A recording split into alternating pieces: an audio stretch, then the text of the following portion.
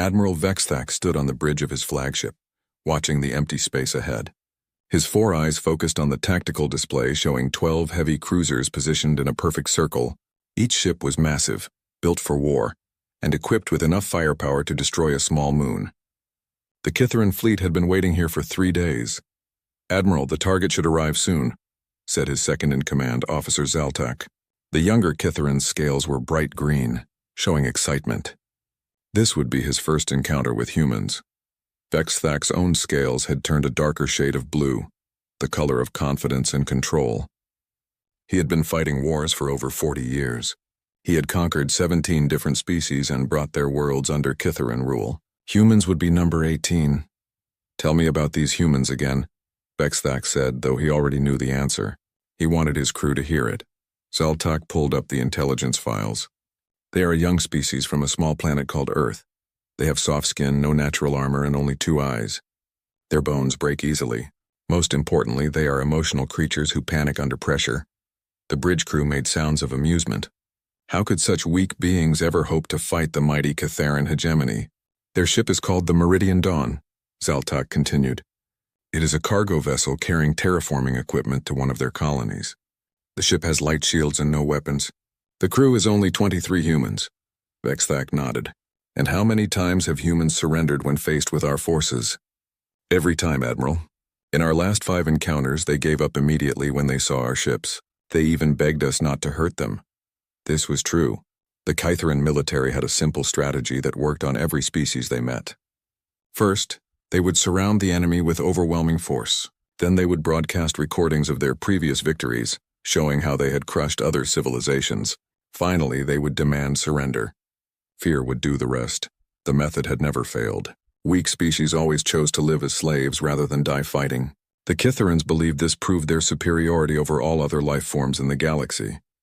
"Admiral, we have contact," announced the sensor officer. "One ship dropping out of hyperspace exactly where predicted." On the main screen, space rippled and twisted. A moment later, a human ship appeared. It was smaller than any Kithaeron vessel, with a simple design that looked more like a flying box than a warship. The hull was painted white with blue markings that spelled out UES Meridian Dawn in human letters. Vexthak smiled, showing rows of sharp teeth. "Begin the encirclement protocol. I want them to see all of our ships before we make contact." The 12 Kithaeron cruisers moved into position. Each one was 5 times larger than the human ship. Their hulls were dark metal covered in weapon ports and armor plating. When the formation was complete, the human vessel sat in the center like a tiny fish surrounded by sharks. "Open a channel," Vexthak ordered. The communication system activated. On the screen, a human face appeared. It was a female with brown skin and short black hair. Her expression was calm, which surprised Vexthak. Most species showed fear by now. "This is Captain Elena Vasquez of the UES Meridian Dawn," the human said. "State your business." Vexthak stepped forward. "I am Admiral Vexthak of the Kithaeron hegemony. You are surrounded by 12 heavy cruisers. Your shields cannot protect you. Your weapons cannot harm us. You will surrender immediately and prepare to be boarded." The human captain looked at something off-screen, then back at the camera. "I see your ships, Admiral, impressive, but I'm afraid we cannot comply with your demands." "Cannot?" Vexthak's scales darkened with anger. "You have no choice. Watch and learn what happens to those who resist the hegemony." He signaled his communications officer, who began broadcasting the victory recordings. The screen filled with images of burning cities, surrendering armies, and defeated alien leaders kneeling before Kithaeron commanders. Species after species had fallen to their might. "The Rillan Empire fought us with 1,000 ships," Vexthak narrated. "We destroyed them in 6 hours. The Morgasi Collective tried to hide in their asteroid fortresses. We cracked them open like eggs. The Viridian Republic thought their quantum shields would save them. They were wrong. The recordings showed massive battles, cities in flames, and millions of beings accepting Kithaeron rule rather than face extinction. It was a powerful display meant to crush the spirit of any opposition." Captain Vasquez watched without expression. When the broadcast ended, she was quiet for a moment. "Very impressive, Admiral," she finally said. "You have clearly conquered many worlds, but I noticed something interesting about all those victories." "And what is that?" Vexthak demanded. None of them were human worlds. The comment caught Vexthak off guard. He had expected begging, crying, or immediate surrender. Instead, this human seemed almost amused. "You are only 23 beings on a single cargo ship," he said. "We are over 4,000 warriors on 12 warships. How can you possibly resist?"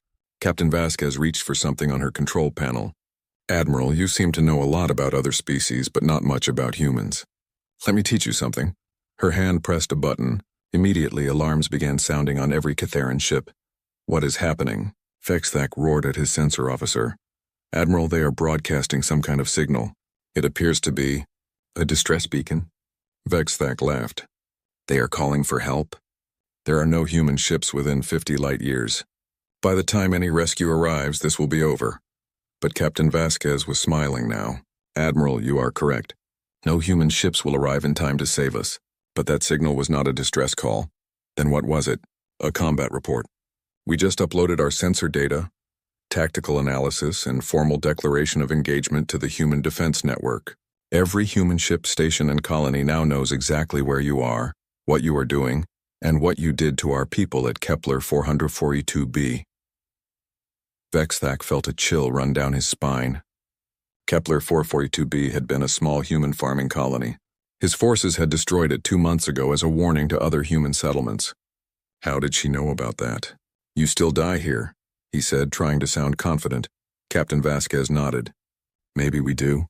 But Admiral, you have made a serious mistake.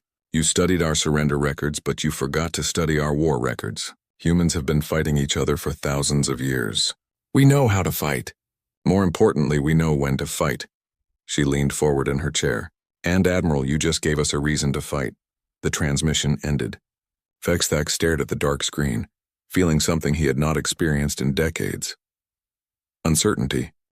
Captain Elena Vasquez sat in her command chair, looking at the 12 alien warships surrounding her vessel.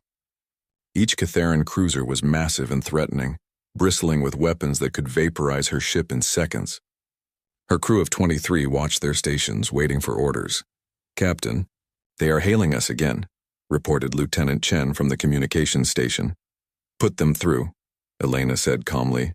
Admiral Vexthak's face appeared on the main screen.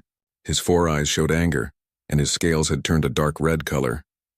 Elena had learned enough about Catheran body language to know this meant he was furious. "Human Captain, you have wasted enough of my time," the alien commander snarled. "You will surrender now, or we will destroy your ship and everyone on it." Elena looked around her bridge. Her crew showed no signs of fear. Lieutenant Murphy at the weapons station gave her a small nod. Ensign Patel at sensors had her hand ready over her controls.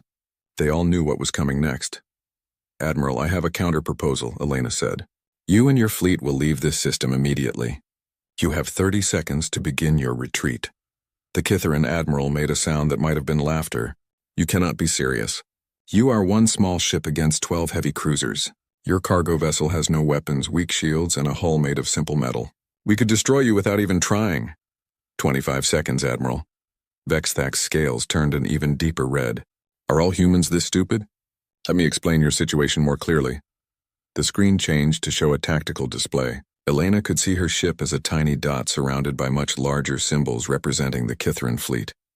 "Each of my cruisers carries enough firepower to level a city," Vexthak continued. "Our shields can absorb any attack you might attempt. Our armor is 3 meters thick and made from the strongest metals in the galaxy. You are insects trying to threaten giants." Elena checked her chronometer. 15 seconds, Admiral." "Your bravado is meaningless," the alien said. "I have conquered 17 species. I have destroyed fleets 10 times larger than yours. I have burned worlds to ash. What can one human cargo ship do against the might of the Catheran hegemony?" 10 seconds. Vexthak leaned forward. "You want to know what I did to your colony at Kepler 442b? I turned it into a crater. 50,000 humans died screaming. Their farms burned for weeks.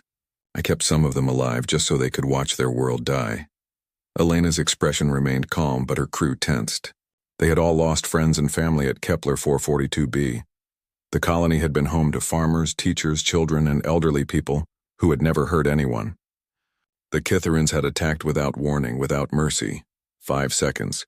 "Admiral, I will do the same to every human world until your pathetic species learns to bow before their betters," Vexthak continued, "starting with whoever lives on the planet you were taking that equipment to." "Time's up," Elena said quietly. She pressed a button on her command chair.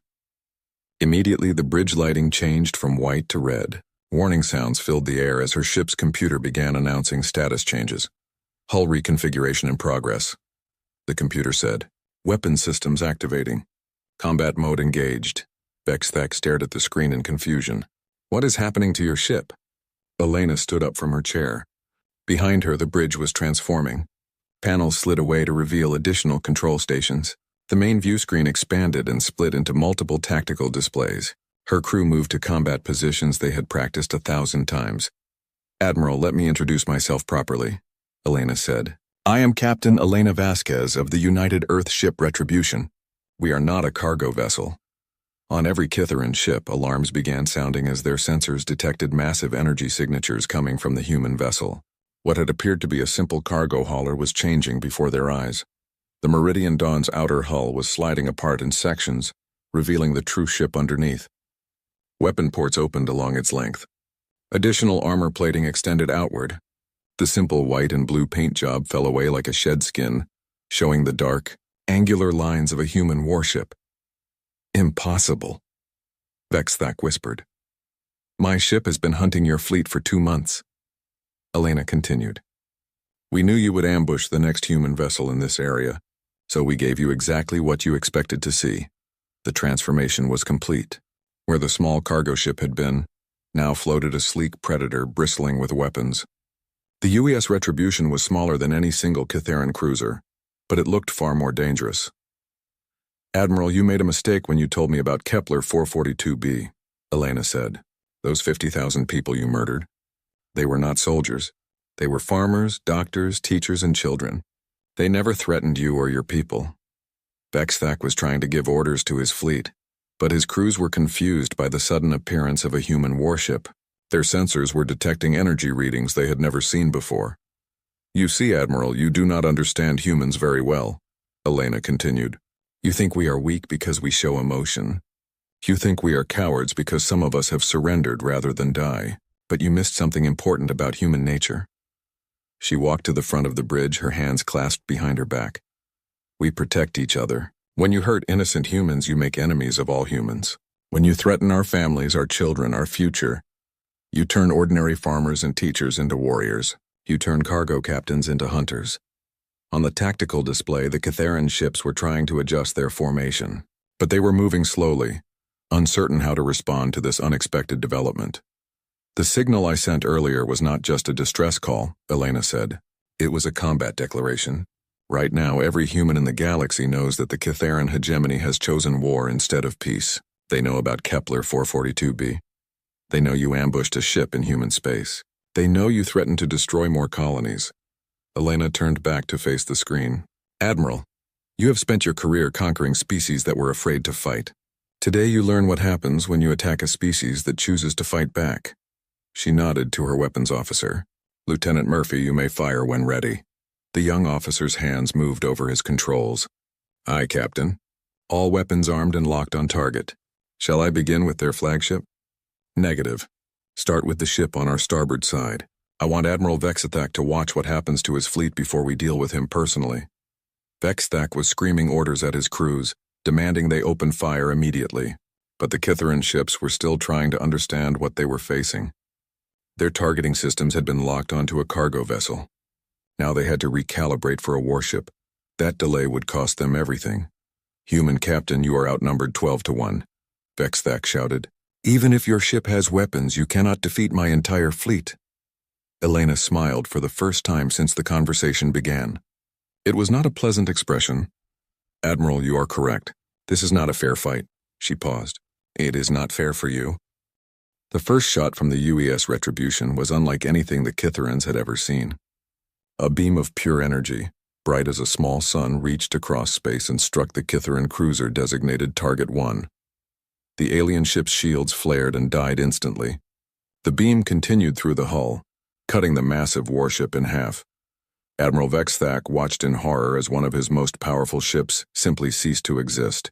The two halves drifted apart, atmosphere and debris streaming from the wounds. There were no escape pods.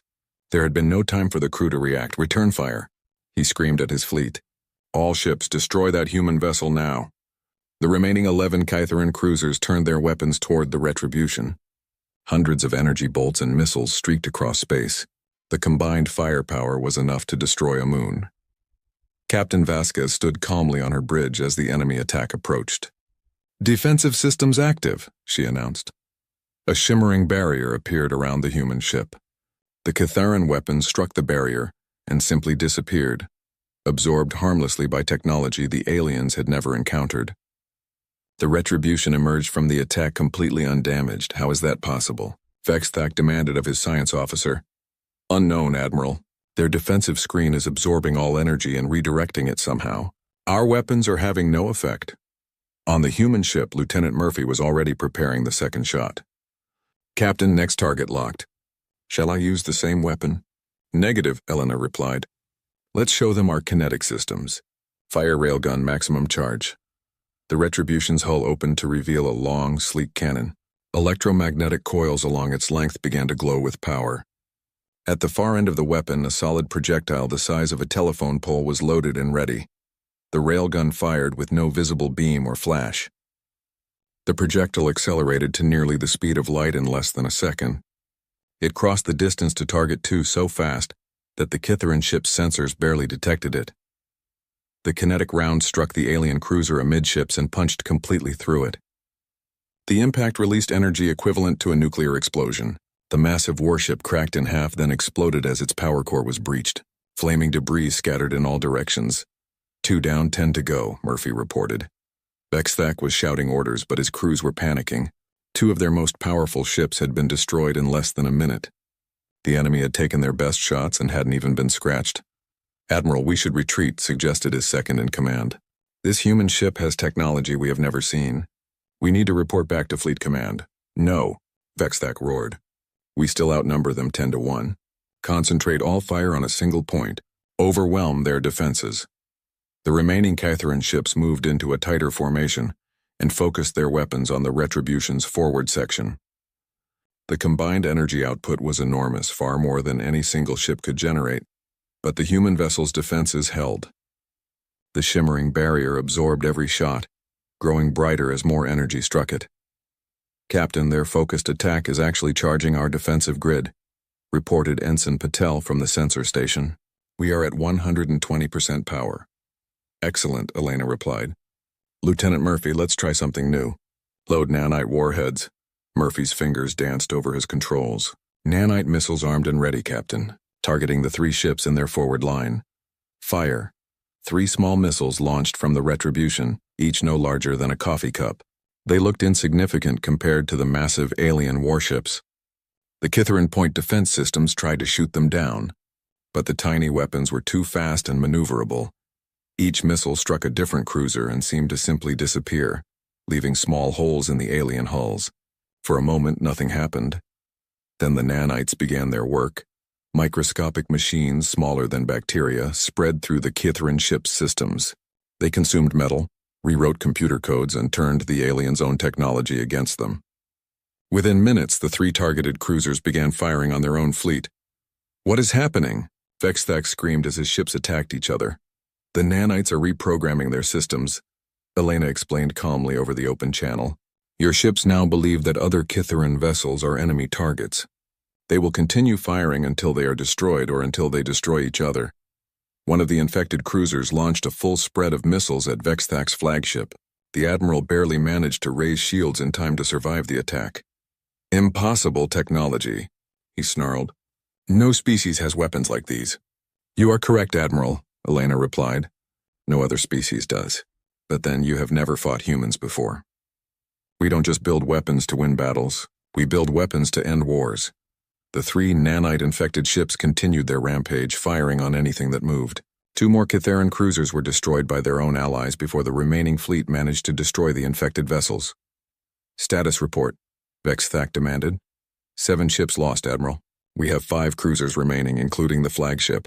7 ships, more than half his fleet, destroyed by a single human vessel in less than 10 minutes. This was supposed to have been an easy victory against a weak species. "Admiral, we must retreat," his second-in-command pleaded. "We can report their position to headquarters. Let them send a proper battle fleet to deal with this. But Vexathak was beyond reason. His pride, his reputation, his entire career was built on victory through intimidation. He could not accept defeat at the hands of emotional, weak humans. "All ships ramming speed," he ordered. "If we cannot destroy them with weapons, we will crush them with our hulls." The 5 remaining Kitharan cruisers accelerated toward the Retribution. Each was still many times larger than the human ship. Even if their weapons were useless, the sheer mass of 5 warships striking simultaneously should be enough to destroy any target. Elena watched the approaching ships with interest. "Ramming attack. How primitive." She turned to her tactical officer. "Commander Singh, deploy gravity mines." "Aye, Captain." Gravity mines deployed. Tiny devices, each no bigger than a marble, launched from the Retribution and took positions in space around the human ship. As the Kitharan vessels approached, the mines activated. Artificial gravity fields, stronger than anything found naturally in the universe, erupted around each mine. The attacking ships were caught in gravitational forces that stretched and twisted their hulls like rubber. Metal screamed as it was bent beyond its limits. 3 of the Kitharan cruisers were torn apart by the competing gravity fields before they could reach their target. Their hulls split open, spilling atmosphere and crew into the vacuum of space. The 4th ship managed to get through the gravity field, but the stress had damaged its structure. It struck the Retribution's shields and crumpled like tin foil against a wall. The human ship barely moved from the impact. Only Vexthak's flagship remained, its heavier armor and stronger construction allowing it to survive the gravity mines. But the ship was badly damaged, systems failing throughout its length. "Admiral, we have lost everything," his second-in-command reported quietly. "Engines are failing, weapons are offline, life support is at 20%. We must surrender." Vexthak stared at the human ship floating undamaged before him. In less than 15 minutes, his entire fleet had been destroyed. 12 of the most powerful warships in the Kitharan military, reduced to debris and memories. "How?" he whispered. "How did they do this?" Admiral Vexthak sat in his command chair, surrounded by sparking consoles and dying systems. His flagship was broken, drifting helplessly in space while the human warship floated nearby like a patient predator. The entire Kitharan fleet was gone, destroyed in less than 20 minutes by a single enemy vessel. "Admiral, incoming transmission from the human ship," his communications officer reported. The young Kitharan's scales were pale with shock and fear. "Put it through," Vexthak said quietly. Captain Vasquez appeared on the damaged screen. Behind her, the human bridge crew worked calmly at their stations. They showed no signs of excitement or bloodlust, despite their overwhelming victory. This somehow made them more frightening. "Admiral, I believe you wanted to know how we defeated your fleet," she said. "The answer is simple. You never understood what you were fighting." Vexthak said nothing. His pride was broken along with his ships. "You studied our surrender records and decided we were cowards," Elena continued. "You saw that we show emotion and decided we were weak. You observed that we have soft skin and fragile bones and assumed we could not fight. Every conclusion was wrong." She stood and walked to the front of her bridge. "Let me tell you what humans really are, Admiral. We are a species that spent 10,000 years learning to kill each other with rocks, sticks, and our bare hands. We fought wars before we discovered fire. We perfected murder before we invented the wheel." The human captain's voice remained calm, but her words carried a weight that made Vexthak shiver. "When we finally reached the stars, we brought all of that knowledge with us. Every weapon you saw today was born from thousands of years of humans trying to find better ways to destroy our enemies. We did not become warriors when we met alien species. We were warriors long before we left our home planet." On the tactical display, Vexthak could see the debris field that had once been his fleet. 12 heavy cruisers, the pride of the Kitharan military, reduced to scrap metal and frozen corpses. "Your plasma lances," he said slowly. "Those were not standard weapons." "Correct. They were designed specifically to penetrate Kitharan shields. We analyzed the energy signatures from your previous attacks and created a weapon to counter them. It took our scientists 3 weeks. And your kinetic weapons? Railguns have been a human technology for over 200 years. We simply made them more powerful. The projectile that destroyed your second ship was accelerated to 97% of light speed." Vexthak thought about the nanite attack. "Those machines that turned our ships against each other." "Nanites were originally developed for medical purposes," Elena explained. "We modified them for military use. They can reprogram any computer system, consume any material, and replicate themselves using enemy resources. One nanite can become a billion nanites in less than an hour. And the gravity weapons? Based on our studies of black holes and neutron stars, we learned to create artificial gravity fields and weaponize them. Each mine generates gravitational forces equivalent to a small star. Vexthak was beginning to understand the scope of his mistake. You have been preparing to fight us specifically. Not just you, Admiral. We have been preparing to fight everyone. When humanity reached the stars, we discovered we were not alone. We also discovered that the galaxy was full of species like yours, who believed that might made right, who conquered the weak and enslaved the innocent. Elena's expression hardened. We decided that would not happen to us. So we prepared. We built weapons. We trained soldiers. We created ships like the Retribution. And we waited to see who would be stupid enough to attack us first. The irony was not lost on Vexthak. His own intelligence reports had shown that humans often surrendered when faced with overwhelming odds. What those reports had not mentioned was that humans also learned from every encounter. The humans who surrendered to you, he said slowly, they were gathering intelligence. Every surrender was voluntary, Elena confirmed. Every human who allowed themselves to be captured was a volunteer who knew they might not survive. They studied your ships, your weapons, your tactics, and your psychology. They transmitted everything they learned back to Earth before they died. Vexthak remembered the interrogations, the humans who had seemed so frightened and broken. Now he realized they had been acting, buying time to study their captors. You used our own methods against us, he said. We used your arrogance against you. You believed that showing emotion meant weakness. You never considered that controlled emotion could be a weapon. You assumed that surrender meant cowardice. You never imagined that surrender could be a tactic. The human captain walked back to her command chair. Admiral, your species has conquered 17 others through fear and overwhelming force. You succeeded because you fought species that were afraid to die. Today you met a species that chooses death over slavery. Vexthak looked around his ruined bridge. His crew was staring at him, waiting for orders that would never come. His fleet was gone. His reputation was destroyed. His career was over. What happens now? He asked. Now you get to make a choice, Elena replied. Option 1. I can finish destroying your ship and eliminate the last witnesses to this engagement. Your government will eventually realize that your fleet is missing, but they will not know what happened to it. Vexthak waited for the second option. Option 2. I allow your ship to repair its engines and return to Kytheran space. You report exactly what happened here. You tell your leaders that the humans they thought were weak and emotional just destroyed an entire Kytheran battle fleet without losing a single life. Why would you let me go? Because, Admiral, you are going to deliver a message for me, and that message is more dangerous to your people than any weapon I could build. Elena looked directly into the camera, and Vexthak saw something in her eyes that made his blood freeze. It was not anger or hatred. It was the cold, calculating gaze of a predator that had found prey. The message is simple, she said. Humanity knows about Kepler 442b. We know about every colony your people have destroyed, every innocent life you have taken, every world you have conquered. We have been watching, learning, and preparing. She paused, letting her words sink in. The Kytheran hegemony has a choice to make. You can withdraw from all human space, release any human prisoners you hold, and never threaten another human world again. If you do this, we will consider the matter closed. And if we refuse? Elena smiled, and it was the most terrifying expression Vexthak had ever seen. Then we will do to every Kytheran world what we just did to your fleet. We will hunt down every Kytheran ship, destroy every Kytheran station, and turn every Kytheran colony into a crater. We will not stop until your species is extinct. You cannot be serious. We have thousands of ships, millions of soldiers, entire worlds devoted to war production. Admiral, 20 minutes ago you had 12 heavy cruisers. How did that work out for you?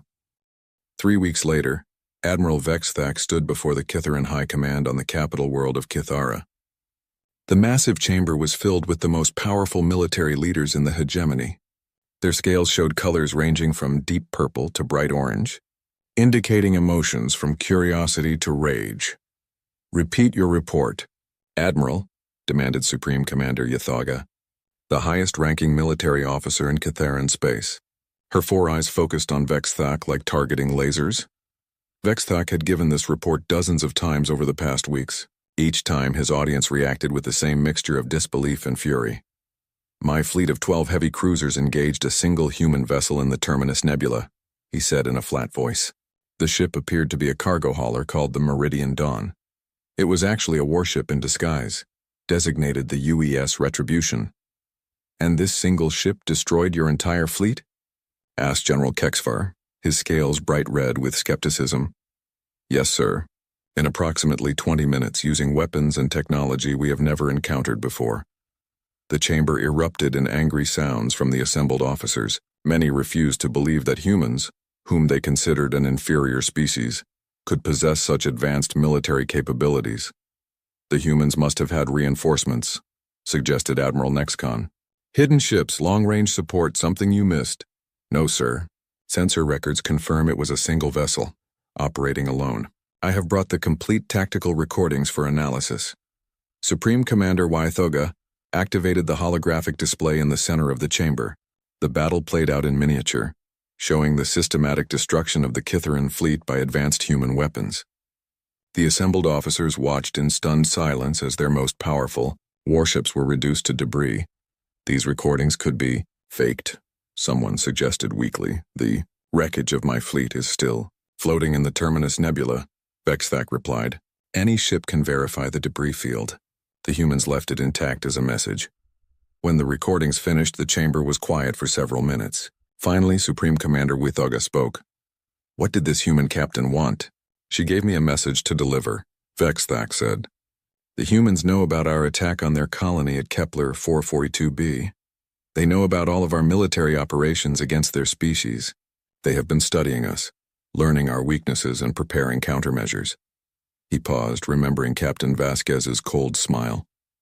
They offered us a choice. We can withdraw from all human space, release any human prisoners, and cease all hostile actions against their people. If we do this, they will consider the matter closed. And if we refuse, demanded Ithaga, then they will systematically destroy every Kithaeron ship, station, and colony until our species is extinct. The chamber exploded in outraged roars. Officers leaped to their feet, scales flashing bright red with fury. The idea that humans, soft and weak humans, would dare threaten the mighty Kithaeron hegemony was beyond their comprehension. Impossible, shouted General Kexvar. We have fought 17 species and conquered them all. These humans are no different. Sir, respectfully, these humans are very different, Vexthak replied. They do not fight like the other species we have encountered. They do not surrender when faced with superior numbers. They do not panic under pressure. They fight like... He paused, searching for the right words. They fight like us, sir, but better. Supreme Commander Wythoga studied the tactical displays again. The efficiency of the human attack was undeniable. No wasted shots, no unnecessary destruction, just precise elimination of targets. How many humans were on this ship? She asked. 23, according to their captain. 23 beings destroyed a fleet of 12 heavy cruisers with 4,000 crew members? Yes, sir. The implications were staggering. If a single human ship could destroy a major Kithaeron fleet, what could 100 human ships do? What about 1,000? Admiral, in your opinion, was this human captain bluffing about her species' military capabilities? Asked Ithaga. Vexthak thought about Captain Vasquez's calm confidence, her crew's professional efficiency, and the devastating power of their weapons. No, sir. I believe she was telling the truth. The humans have been preparing for war since they first encountered other species. Everything we thought we knew about them was carefully planned misdirection. Explain. The humans who surrendered to us were volunteers, sir. They allowed themselves to be captured so they could study our ships, our weapons, and our tactics. Every interrogation, every prison camp, every slave labor detail was an intelligence-gathering operation. The chamber fell silent again as the officers absorbed this information. Their previous encounters with humans had not been victories at all, but elaborate deception operations. They have been watching us for years, Vexthak continued, learning our weaknesses, developing countermeasures, and waiting for us to make the first aggressive move. When we attacked Kepler 442b, we gave them the justification they needed. Supreme Commander Wythoga walked to the front of the chamber. Her scales had turned a deep blue color, indicating serious thought. Officers, we face a difficult decision, she announced. We can accept the human ultimatum and withdraw from their space, admitting that we have encountered a superior force. Or we can mobilize our entire military and attempt to crush them before they can threaten our homeworlds. We should attack immediately, declared General Kexavar. Send every ship we have to Earth and destroy their homeworld before they can build more of these superweapons. And if Admiral Vexthak is correct about their capabilities? Ythaga asked. What if every human world is defended by ships like the Retribution? What if they have weapons we cannot even imagine? Then we die fighting as warriors should, Kexvar replied. But other officers were not so eager for a potentially suicidal war. They studied the battle recordings again, noting the precision and efficiency of the human attack. This was not the work of primitive savages, but of a highly advanced military force that had been preparing for interstellar conflict for generations. Supreme Commander, said Admiral Nexcon slowly, perhaps we should consider the human offer. A strategic withdrawal is not surrender. We could pull back, study their technology, and develop countermeasures. You want us to run from these soft-skinned weaklings? Kexvar snarled. I want us to survive, Nexcon replied. Admiral Vexthak's fleet was our most advanced. If the humans destroyed it so easily, what hope do our older ships have? The debate continued for hours. Some officers wanted immediate war, believing that Kytheran honor demanded they fight regardless of the odds. Others argued for caution, recognizing that the humans had demonstrated technological and tactical superiority. Finally, Supreme Commander Ythaga called for silence. Admiral Vexthak, this human captain who defeated you, what was your impression of her personally? Vexthak thought carefully before answering. She was professional, competent, and completely without fear. But sir, the most disturbing thing about her was not her skill or her weapons. What then? It was her restraint, sir. She could have destroyed my flagship along with the rest of the fleet. She chose to let me live so I could deliver her message. That level of calculated control, combined with such devastating military power. He paused, his scales turning pale. Sir, I believe the humans are capable of doing exactly what they threatened, and I believe they will do it without hesitation if we refuse their terms. Supreme Commander Ythaga looked around the chamber at her fellow officers. Some still showed red scales of anger, but many were now displaying the blue of uncertainty or the pale colors of fear. The decision is made, she announced. We will accept the human terms. All Kytheran forces will withdraw from human space immediately. All human prisoners will be released. There will be no further hostile actions against human interests. You cannot be serious, General Kexvar protested. This is surrender. This is survival, Ythaga replied coldly. And General, you are relieved of command. Anyone who wishes to continue this discussion may join Admiral Vexthak on indefinite leave. The chamber was silent. No one else spoke against the decision. 3 days later, the message was broadcast throughout Kytheran space and beyond. The hegemony, which had conquered 17 species through fear and superior firepower, was withdrawing from an entire region of the galaxy because 23 humans on a single ship had proven that there were worse things in the universe than Kytheran warriors. The galaxy took notice. And everywhere, species that had been planning their own expansion into human space quietly revised their plans. Humanity had announced its presence among the stars. The announcement was written in the wreckage of those who had underestimated them.